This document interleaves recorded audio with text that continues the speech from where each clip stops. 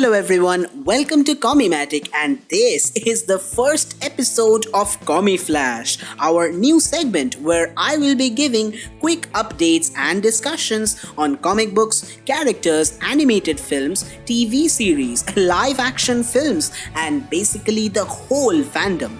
After all, it is part of our job to keep you on top of these things. Today's episode is all about DC, so let's begin. Number 1, DC's new animated film, Superman, Man of Tomorrow. They gave us the trailer a few weeks ago and I am really excited for this one.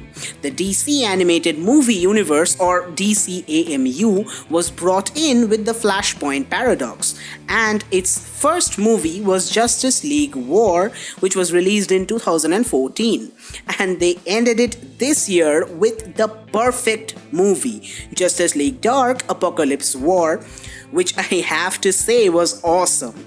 Now, the DCAMU was the animated counterpart of the New 52.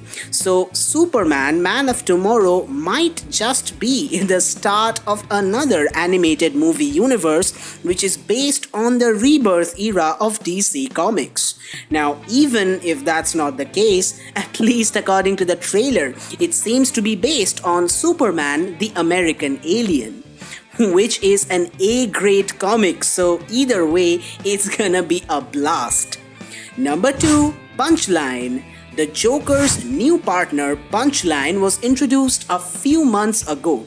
At first, I have to admit, I thought this was a bad move and that no one can replace a character as iconic as Harley Quinn. But turns out, Punchline is a very good and a valid character in her own right, and she is way more ruthless and dangerous than Harley, and I never expected that. It is a brave new world, people. If you guys want me to make an origin video of Punchline, then please let me know in the comments below. Number 3, Death Metal is here.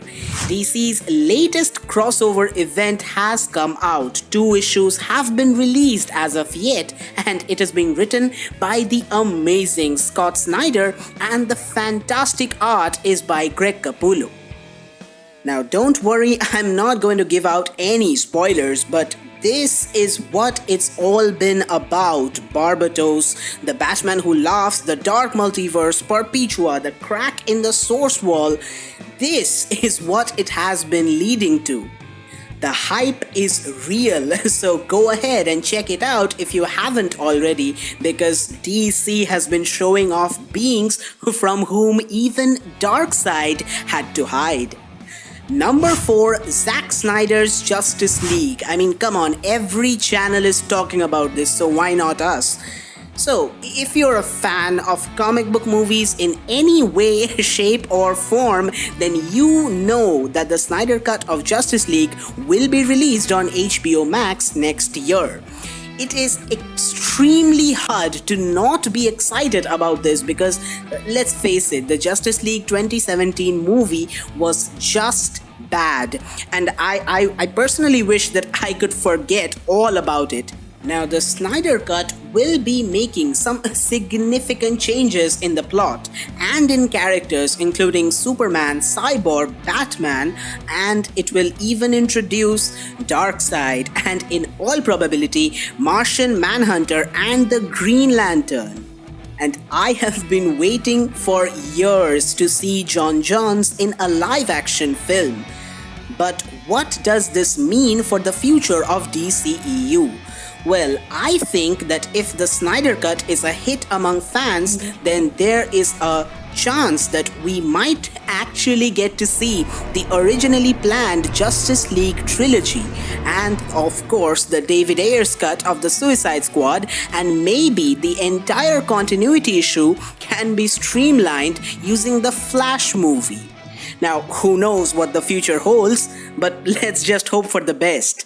Well, that is it for this episode. You guys know the drill. Hit the like and share button. And if you're new here, then please click on the subscribe button and ring the bell icon for more of our content. Stay safe and thanks for watching.